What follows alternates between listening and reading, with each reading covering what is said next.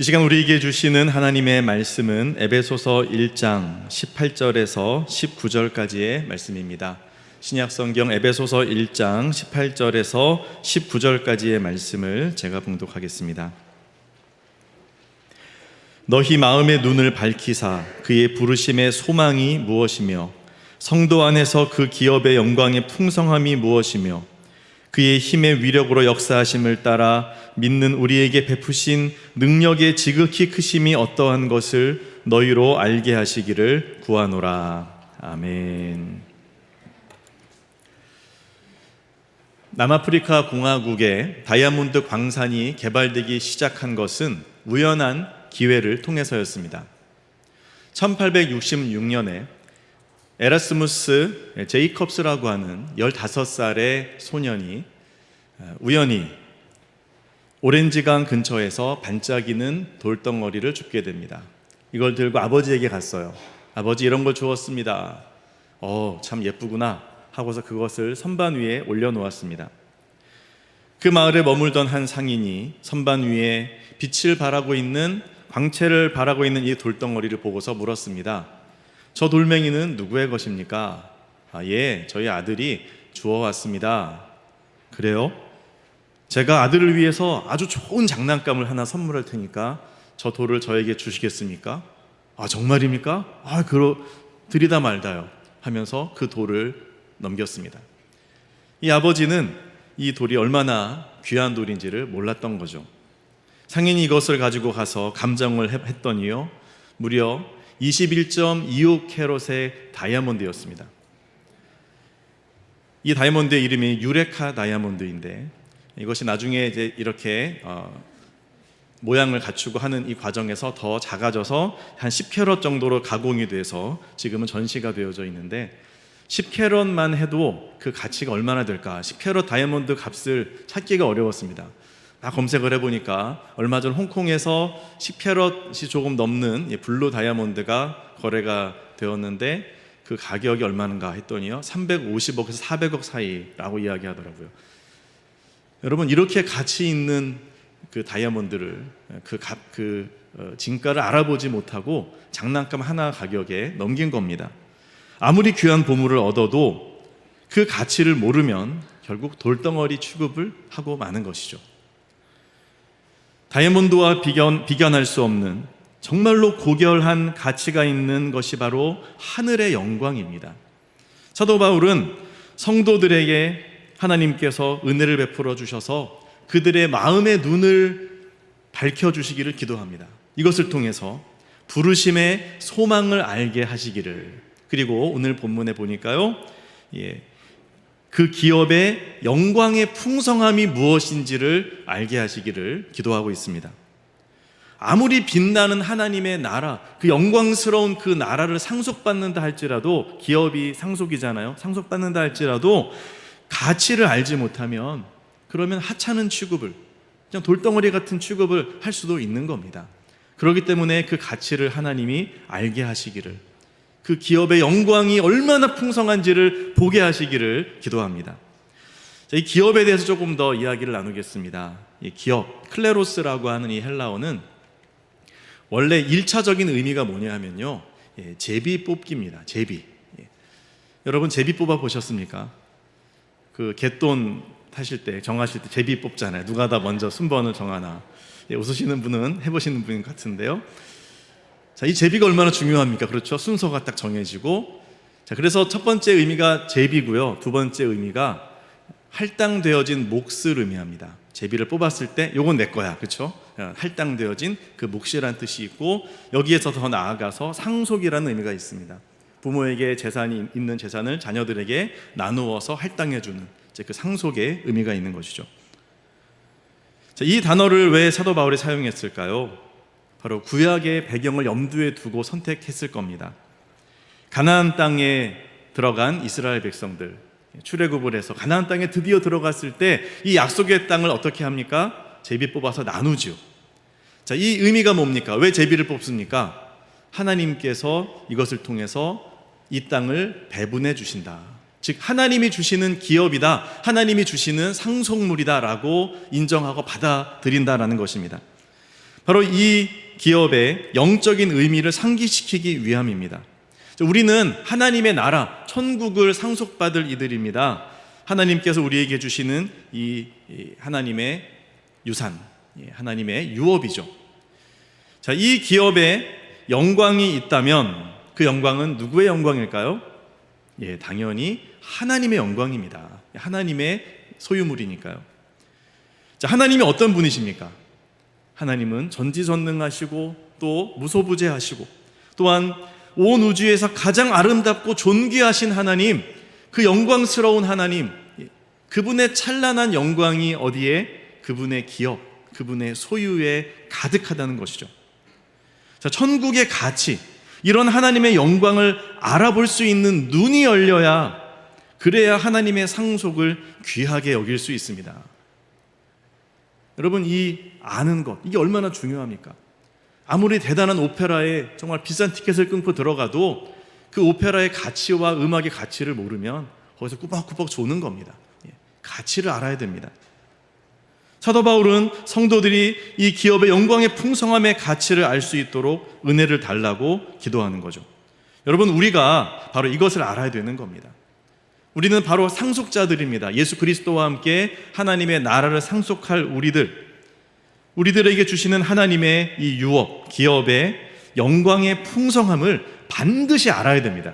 이걸 모르면 진짜 이렇게 중요한 하나님의 나라를 우리는 하찮게, 가볍게 여길 수 있는 겁니다. 자, 그렇다면 기업에 임하는 하나님의 이 유산에 임하는 그 영광은 어떤 것일까요? 첫 번째로, 기업의 영광은 영적인 축복을 의미합니다. 영적인 축복, 신성한 하늘에 속한 복이죠. 성도들 안에서 그 기업의 영광의 풍성함이다. 이것은 하나님께서 자기 백성에게 내려주시는 영적인 신성한 축복을 말합니다. 이런 복에는 어떤 게 있을까요? 구원이 있죠. 구원. 우리가 죄인이고 지옥에 떨어져야 할 우리들이 거기에서 건짐을 받는 구원, 그리고 죄의 용서를 받아서 자유함을 얻는 죄사함, 그리고 성령께서 우리 안에 내주하시면서 우리에게 구원의 확신을 주시고 무엇보다도 우리에게 영원한 생명을 주시는 영생. 여러분, 이러한 약속들, 또 이와 같은 특혜들은 세상에서 돈 주고 살 수 있는 게 아닙니다. 어디 가서 얻을 수 있겠습니까? 천국을 어떻게 얻을 수 있겠어요? 자, 이와 같은 이 영적인 축복, 자, 이 축복을 우리가 누리게 되는데, 이 축복의 영광이 얼마나 귀한지, 얼마나 가치가 있는지, 이거를 제대로 알게 되면요, 그 영광으로 인해서 우리의 삶이 달라지게 되는 겁니다. 내가 그냥 어디서 아무데나 굴러다니는 인생이 아니라 내가 진짜 어떤 가문의 어떤 사람이다, 이것만 알아도 다 자부심이 생기고, 우리가 진짜 우리 대소정교회의 성도다, 이 사실만으로도 우리는 당당할 수 있잖아요. 여러분, 하나님의 자녀로서의 이 어마어마한 영광을 우리가 누리고 있다. 여러분, 이것이 우리의 삶을 변화시킨다는 겁니다. 제가 지난주에 동부시찰의 수련회를 다녀왔습니다. 어디로 갔었냐면 오사카로 가서 거기에서 있는 교회를 또 교회에서 같이 예배를 드리고, 또 성도들과 함께 교제하고, 그리고 또 교토에 있는 교회도 방문을 했고요. 그러면서 또 인근 지역을 이렇게 관광도 하고 또 둘러보기도 했는데, 나라현의 이 나라라고 하는 곳에 갔습니다. 이름이 나라더라고요. 나라. 우리나라 할 때 발음이 똑같습니다. 참 그냥 발음이 일치됐나 보다 생각했는데, 선교사님의 설명이, 이제 오사카 교회 담임 목사님이신 선교사님의 설명이 조금 달랐습니다. 그냥 우연의 일치가 아니라 여기에는 역사적인 과거가 있다는 거죠. 과거의 백제인들이 이 나라 지역에 왕국을 세우고 이름을 나라라고 정했기 때문이다 라는 주장이 가장 설득력이 있습니다 라고 설명을 해 주시더라고요. 자, 이 일본어로 나라라고 말을 하는데, 그것을 한자로 쓰고서 나라라고 읽어요. 그런데 그 한자를 그대로 일본어로만 그대로 읽으면 나라라고 읽혀지지가 않고 나리오라고 읽어야 돼요. 그러니까 이것은 음역인 겁니다. 나리오라고 쓰고 뭐라고 읽어요? 나라라고 100% 다 그렇게 읽어요. 왜요? 계속 그렇게 발음해 왔으니까. 자, 이런 걸 봐도 뭔가 그 배경이 있구나라는 것을 짐작하게 되는 것이죠. 자, 만약에 이 설명이 사실이라면 어떤 이야기가 되는 겁니까? 그 땅에 건너온 백제인들, 또 백제의 왕족들이 이 머나먼 타국 땅에서 고향을 떠올렸다는 겁니다. 고향의 나라의 그 영광을 떠올리면서 이 땅의 이름을 나라다라고 그렇게 짓지 않았을까요? 여러분, 일개 국가의 영광을 경험했어도 그 영광을 잊지 못하고 사모하면서 이렇게 이름을 짓는데, 하물며 전능하신 하나님, 그리고 그분의 나라의 그 찬란한 영광을 경험하게 되면 어떻게 될까요? 우리가 성령을 통해서 하나님의 그 영광의 풍성함을 경험하게 되면 삶이 변화되어질 수밖에 없습니다. 우리는 그런 예들을 많이 보고 있죠. 하나님을 향한 예배가 달라지고요, 찬양의 자세가 달라지고요. 이전과 같을 수 없는 거예요. 그 영광을 보기 전과 후는 달라질 수밖에 없는 거예요. 제대로 예배를 드리고 정신 차리고 온 마음을 다해서 하나님의 영광을 찬양하게 되더라는 겁니다. 죄송하지만 제 경험을 잠시 말씀을 드리면, 제가 청년 때 참 그런 하나님의 은혜와 영광을, 그런 성령의 임재하심을 많이 사모했어요. 하나님, 저에게도 그런 은혜를 좀 주세요. 드디어 하나님이 그렇게 은혜를 베풀어 주셨습니다.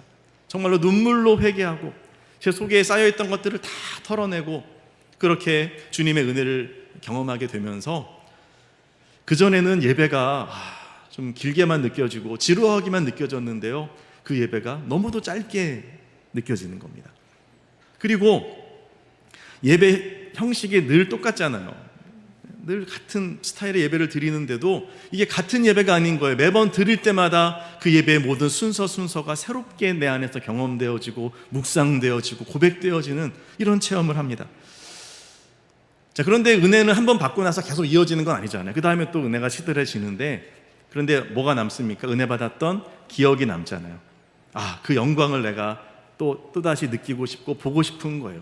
그래서 그 다음에 예배를 참여할 때마다 내 마음이 냉랭하고 차가워져도 정말 집중하여 예배드리고 사모함으로 찬양하고, 그렇게 하나님께 온전히 나의 시선을 고정하니까 주님이 그 은혜를 다시 회복시켜 주시더라고요.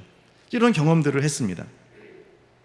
말로 표현할 수 없는 기쁨과 자유함, 그 영광스러움이 예배 안에 넘치는 경험을 하면서 제가 조금씩 삶이 달라지는 것을 느꼈는데, 그전에는 제가 가요를 되게 듣는 걸 좋아하고 또 팝송도 막 외우고 많이 들었습니다. 그런데 이렇게 은혜를 경험하고 나니까 이런 노래들이 그렇게 별로 가치 있게 느껴지질 않는 거예요. 듣긴 들어도 예전처럼 감흥이 일어나질 않아요. 너무 시시한 거예요. 그래서 가사 내용이 뭔데, 그래서 그 노래의 목적이 뭔데 하니까 별게 없는 거예요. 하나님을 찬양하는 것만큼, 그 영광을 바라보고 높이는 것만큼 기능을 못 하더라고요. 점점 안 듣게 되고 멀리하게 되는 이런 변화들이 저에게 일어났습니다. 그리고 하나님을 찬양할 때 저의 중심에서 그분을 진정으로 높이고 경배하고자 하는 열망이 일어났죠. 여러분에게도 그 열망이 있지 않으십니까? 큰 영광 중에 계신 주 나 찬송합니다. 영원히 계신 주 이름 나 찬송합니다. 큰 영광 중에 계신 주 나 찬송합니다.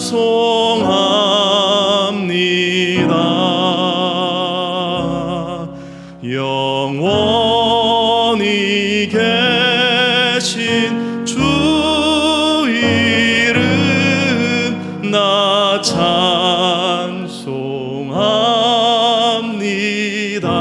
2절 다 같이 찬양할까요? 한없이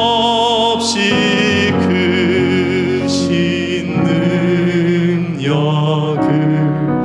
나 찬송합니다.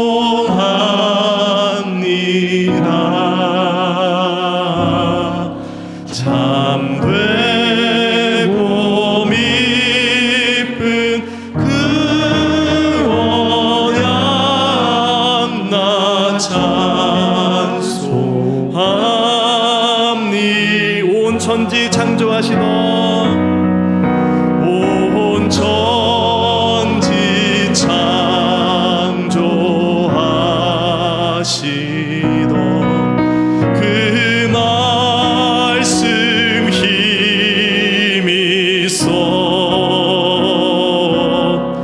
영원히 변치 않는 줄남이 싸워. 4절까지 찬양합시다.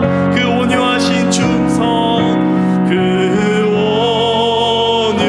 온유하신 주 날 불러주시고 날 불러주시고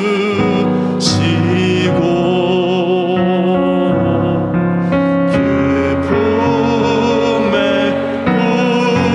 품어주시니 나 찬송합니다.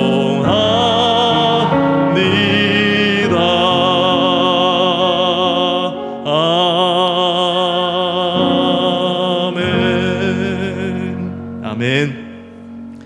하나님의 그 영광을 바라본 사람은 찬양하지 않을 수 없습니다. 그리고 그 영광을 다른 사람들에게 전하고 알리게 되는 거죠. 이런 변화가 일어납니다. 지난 주일에 어르신 두 분이 등록을 하셨습니다. 근데 이분들이 어떻게 등록을 했나 보니까 놀랍게도 우리 교회에 얼마 전에 등록하신 새가족 어르신이 전도해서 오신 거예요. 그래서 함께 만나서 이야기를 나눴습니다. 어떻게 우리 교회 등록하시게 됐어요? 예, 이분이 하도 오라고 그렇게 간곡하게 말씀하셔서 왔습니다. 그래서 전도하신 분에게 여쭈었습니다. 이거 어떻게 이렇게 전도를 하시게 되었습니까? 그분이 본인 간증이 있다고 막 말씀을 하시는 거예요. 자기가 우리 소정교회에 와서 정말 처음으로 예배를 다 드리고 예수님을 믿겠다고 마음에 결심을 했는데, 그리고서 일주일 후에 큰 수술을 하시게 됐다는 거예요. 그런데 수술을 하면서 어떤 신비한 체험을 했다는 거죠. 갑자기 큰 빛이 자기를 향해 오면서 하나님의 영광을 경험하게 되었다. 그곳이 천국이구나라는 것이 깨달아졌다는 거예요. 그곳에 그 모든 영광이 얼마나 빛나고 아름답고 찬란한지 정말 가슴이 뛰고 정말 기쁨이 넘쳐서 어찌할 줄을 몰랐다.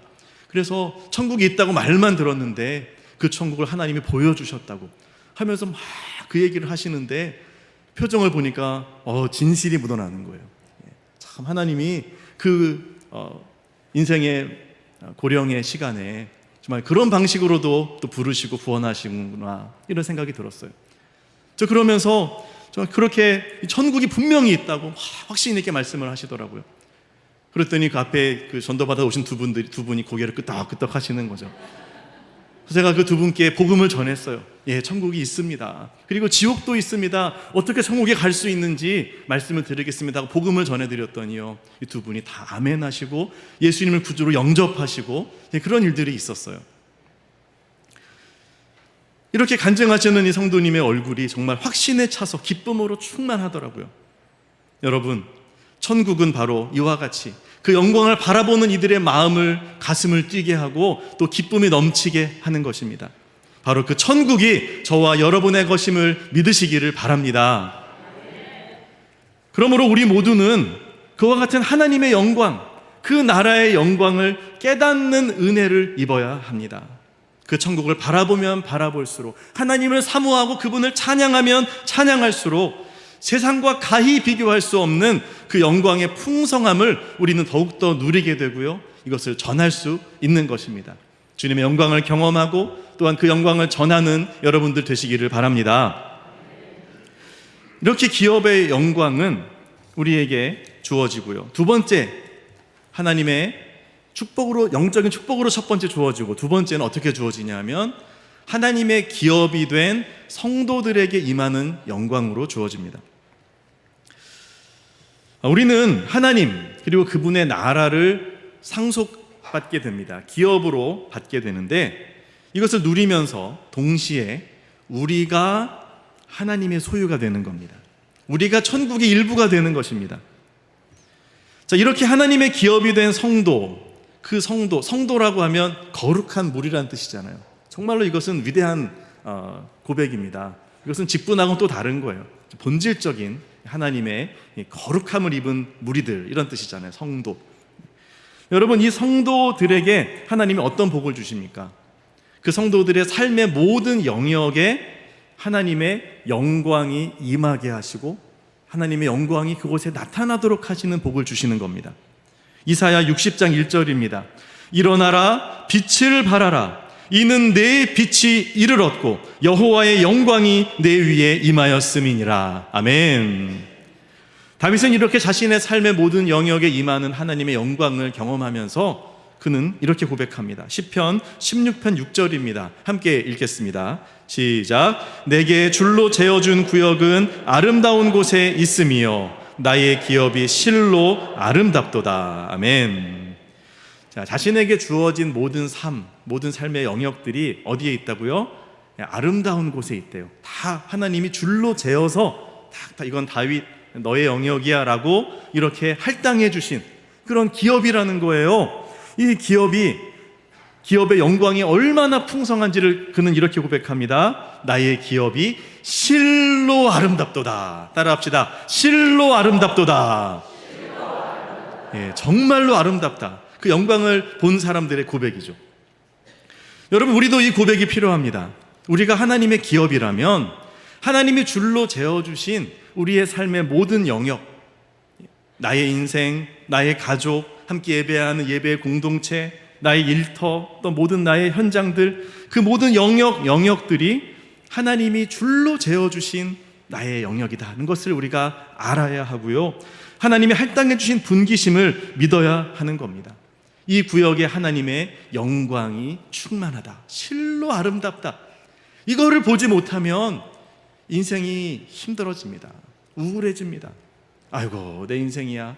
왜 이렇게 나는 남들은 저렇게 잘 사는 것 같은데 나는 왜 그냥 이 모양으로 사나? 내게는 왜 이런 일이 있나? 내 주변의 사람들은 왜 이러나? 계속 탄식하고 한숨 쉬고 그럴 수밖에 없어요. 왜 그런 거예요? 영광을 보지 못해서 그런 겁니다. 그러나 하나님이 눈을 열어주시고 성령의 충만함을 주시면요, 세상 모든 것이 아름답게 보이고요, 하나님이 내게 줄로 재어주신 나의 영역이 특히 얼마나 존귀하고 영광스러운지를 깨달아 알게 되는 겁니다. 먼저는 우리 자신이 얼마나 존귀한지를 알게 돼요. 비록 우리가 연약하고 부족하고 넘어지지만 이렇게 부족한 인생을 위해서 하나님께서 그 아들 예수 그리스도를 내어주셨다는 사실 앞에서 우리는 하나님의 시선으로 우리를 보게 되는 겁니다. 예수님의 생명의 가치만큼 나는 존귀한 존재다. 우리는 이렇게 깨달아 고백할 수 있는 것이죠. 우리의 주변의 모든 일들과 상황들도 마찬가지입니다. 다 하나님이 이것을 통하여 합력할 선을 이루시도록 영광으로 함께 하신다. 이거를 보게 되면요, 한숨 짓게 하는 우리의 식구들이나 여러 상황들이 이제는 오히려 기도의 제목이 되고 또한 감사와 찬송의 이유가 될 수 있는 겁니다. 여러분의 배우자와 자녀들 역시도 하나님이 줄로 재어준 여러분에게 맡겨주신 기업임을 믿으시기를 바랍니다. 미우나 고우나 우리 가족들은 하나님이 맡기신 선물이고 영광입니다. 그래서 이것을 고백할 때 그들을 위해 헌신하는 것이 더 이상 손해인 것 같지 않고 아깝지 않은 것이죠. 특별히 우리의 부모님들은 자녀인 우리들에게서 무엇을 본 겁니까? 하나님의 영광, 그 가치를 본 겁니다. 세상에 많은 비슷한 연령대의 사람들이 있지만 내 아들, 내 딸에게 하나님이 주신 그 영광스러움, 그 아름다움, 가치를 부모님은 보시기 때문에 그 자녀를 위해서 목숨 버려 또한 희생에 헌신하는 것 아닙니까? 비록 자식들이 알아주지 않고 속을 썩여도 말이죠. 언젠간 알겠지, 때가 되면 알겠지, 기다려주고 그러면서 계속해서 사랑하고 섬기죠. 그러다 보면 그런 때가 또 오기도 합니다. 초등학교 6학년 학생이 쓴 시인데요, 삐뚤삐뚤하는 남학생이 자기 연필로 쓴 시의 내용이 이렇습니다. 제목이 가장 받고 싶은 상이에요. 가장 받고 싶은 상. 아무것도 하지 않아도 짜증 섞인 투정에도 어김없이 차려지는, 당연하게 생각되어지는 그런 상. 하루 3번이나 받을 수 있는 상. 아침상, 점심상, 저녁상. 받아도 감사하다는 말 한마디 안 해도 되는 그런 상. 그때는 왜 몰랐을까? 그때는 왜 못 보았을까? 그 상을 내시던 주름진 엄마의 손을 그때는 왜 잡아주지 못했을까? 감사하다는 말 한마디 꺼내지 못했을까? 이제는 받지 못할 상 앞에 앉아 홀로 되뇌어 봅니다. 엄마 사랑해요. 엄마 고마웠어요. 엄마 편히 쉬세요. 세상에서 가장 받고 싶은 엄마 상 이제 받을 수 없어요. 그 시는 이렇게 마무리됩니다. 아직도 그리운 엄마의 밥상 이제 다시 못 받을 세상에서 가장 받고 싶은 울 엄마 얼굴 상. 부모님이 발견하신 우리를 향한 하나님의 영광과 그리고 이에 대한 헌신, 여러분 우리는 그 헌신에 합당한 감사를 드려야 하지 않겠습니까? 그리고 그 받은 사랑에 부끄럽지 않게 살아가는 것, 그것이 하나님의 영광의 풍성함에 부응하는 길이 될 것입니다. 나아가서 우리도 그와 같은 부모가 되어야 하지 않겠습니까? 진정한 부모가 되는 것, 그것은 어떤 것일까요? 단순히 육적인 자녀에게 잘 먹이고 잘 입히고 그것만은 아닐 겁니다. 그들의 영적인 부모가 되는 것이 진정한 부모의 길이죠. 자녀들의 진정한 가치와 영광을 볼 줄 알고 그들 안에 있는 하나님의 형상을 이루어가기 위한 노력을 하는 그런 기도와 또한 섬김을 하는 그런 본질적인 부모가 되어야 할 것입니다. 우리가 섬겨야 할 대상은 육적인 자녀만은 아닙니다. 우리는 영적인 자녀들도 섬겨야 합니다. 하나님이 줄로 재어주신 구역 속에는 우리의 가족만이 아니라 하나님이 우리에게 맡겨주시는 수많은 사람들이 있어요. 우리가 낳아야 하고 양육해야 할 사람들입니다. 그들에게 복음을 전해서 해산의 수고를 하면서 그 한 영혼이 주님께 돌아오게 하고 그리고 그들이 그리스도의 장성한 분량으로 자라가기까지 위해서 기도해주고 섬겨주고 또 알려주고 하면서 이 모든 수고를 마다하지 않는, 여러분 이런 과정을 기꺼이 겪는 성도들은요 무엇을 아는 것입니까? 하나님이 주시는 이 기업의 영광의 가치와 그 풍성함을 안다는 뜻입니다. 하나님의 기업인 이 영혼들이 얼마나 존귀하고 얼마나 소중한지, 이들을 위해서 이렇게 내가 노력하고 이들의 구원을 위해서 헌신하는 것이 조금도 손해가 아닙니다. 그 영광을 보는 사람은 그렇게 할 수 있는 겁니다. 영혼의 아름다움과 그 위에 임하는 하나님의 영광을 보는, 이것을 발견하는 감격은요 마치 하나님의 영광을 바라봤을 때 누리는 감격과 동일합니다. 그만큼 강렬하고 거대합니다. 죄송합니다만 제가 신학을 결단할 때 말씀을 한 번만 더 드리겠습니다. 저는 영혼의 구원 가운데 임하는 하나님의 영광을 발견했습니다. 한 영혼이 주님께 돌아오는 것이 얼마나 귀하고 그들이 그리스도의 제자로 세워지는 것이 얼마나 가치 있는지를 발견했을 때 저는 저의 인생을 거기에 드리고 싶었어요. 그때 IMF 때 정말 어렵게 직장에 들어갔는데 그 직장에서 내가 평생을 있는 것보다 나는 한 영혼을 위해서 더 살고 싶다, 이 마음이 생겨서 그래서 회사를 사표를 내고 나오면서 이런 고백이 나왔습니다. 하나님, 제가 이 회사 정도가 아니라 대한민국에서 제일 좋은 회사에 다녔을지라도 가장 좋은 직업을 가지고 있었을지라도 저는 그것보다 바로 이 목회, 한 영혼을 살리는 이 일이 더 가치 있다는 것을 제가 고백합니다. 그때 저의 눈에는 한 영혼의 그 하나님의 영광의 가치가 너무도 선명하게 보였다는 겁니다. 여러분, 이 영광을 여러분들도 모두 보실 수 있기를 소망합니다. 그렇다고 모두 다 신학교로 가시라는 뜻은 아닙니다. 하나님이 맡겨주신, 나에게 맡겨주신 그 영혼 다 있잖아요. 여러분에게 맡겨주신 친구들, 또 지인들, 다 그 영혼들입니다. 그 영혼을 살리고 그들의 영적인 부모가 되는 일을 하나님께서 사실은 우리에게 맡겨주신 겁니다. 이 영광이 얼마나 풍성한지를 아는 사람은 이걸 위해서 기도할 수 있어요. 복음을 전하고 그들을 양육하고 이 일에 헌신할 수 있습니다. 그 영혼의 가치를 아는 사람은 교회 안에서 여러 사역 가운데서도 영혼을 위해서 섬기는 사역들을 더 헌신하고 나아갑니다. 마을 리더를 해서 그 마을 원들을 섬기고, 교사를 해서 그 아이들을 섬기고, 뿐만 아니라 교회에서 하는 모든 봉사와 섬김들이 사실은 다 무엇을 위한 겁니까? 물론 하나님의 영광을 위한 거지만 그 영혼들을 살리고 일으키기 위한 거죠. 다른 성도들을 섬기고 영혼을 살리기 위한, 다 그것을 위한 사역 아닙니까? 그들을 먹이기 위해 주방에서는 밥을 열심히 하셔서 섬기시고, 또 그들이 주차를 할 수 있도록 주차 봉사를 하시고 안내를 하고, 다 이 모든 것이 결국은 무엇을 위한 것이 되어야 됩니까? 영혼을 살리고 그들을 온전케 하기 위한 그 목적을 가지고 집중될 때 우리는 그리스도 안에서 교회로 지어져 갈 수 있는 겁니다. 내가 다른 일들은 멋지게 했어요. 나에게 맡긴 일들은 다 완수했는데 그 일을 완수하면서 사람들이 시험에 들고 그리고 믿음에서 떠나고 이런 일이 벌어졌다면 여러분, 이것은 뭔가 우리가 초점을 잘못 맞추고 있는 것이라고 할 수 있습니다. 어느 병원에서 아주 위중한 수술이 있습니다. 수술을 이제 끝냈어요. 의사 선생님이 이제 수술을 끝내고 보호자들을 만납니다. 수술 어떻게 됐습니까? 수술은 너무너무 잘 됐습니다. 완벽하게 수술이 되었습니다.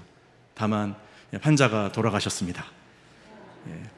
여러분, 수술이 아무리 잘 돼도 환자가 돌아가시면 그 수술이 무슨 의미가 있겠습니까? 여러분의 일터에서, 여러분의 직장에서 여러분이 아무리 그 일을 완벽하게 해내고 대단한 업적을 이루었다 할지라도 그것을 통해서 영혼이 구원받지 못하고 생명을 살리지 못하면, 하나님이 여러분에게 맡겨주신 영혼을 여러분이 돌아보지 아니한다면 그 성공이 무슨 의미가 있을 수 있겠습니까? 한 영혼의 가치, 그 한 영혼에게 부어주는 하나님의 영광, 여러분, 이거를 보는 사람이 각자의 삶의 자리에서 임하는 주님의 진정한 영광을 발견할 수 있는 것입니다. 그리스도 안에서 함께 지어져 가는 것, 이것이 바로 교회의 존재의 목적이고 그리고 우리가 살아가야 하는 이유입니다. 바로 영혼을 살리는 것이죠. 자, 그런 의미에서 우리 모두는 영적인 부모가 되어야 할 줄로 믿습니다. 꼭 결혼을 해야 부모가 되는 게 아닙니다. 내게 맡겨진 영혼들에 대한 영적인 부모가 되도록 주님은 우리를 부르셨어요. 이 사명을 잘 감당하시면, 그러면 기업의 영광을 우리는 풍성하게 경험하게 됩니다. 그들에게 주시는 주님의 약속의 말씀이 다니엘서 12장 3절입니다. 다 같이 읽겠습니다. 다니엘서 12장 3절.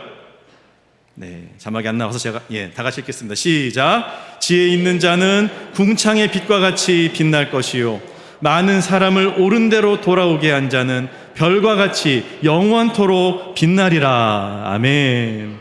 빛나는 하나님의 영광을 영원히 누리게 하신다는 거죠. 우리의 부모님들에게 하나님께서 이 은혜를 주시기를 원하고, 영적인 부모가 되어지는 여러분들에게 별과 같이 영원토록 빛나는 이 축복을 하나님께서 내려주시기를 소망합니다. 말씀을 정리합니다.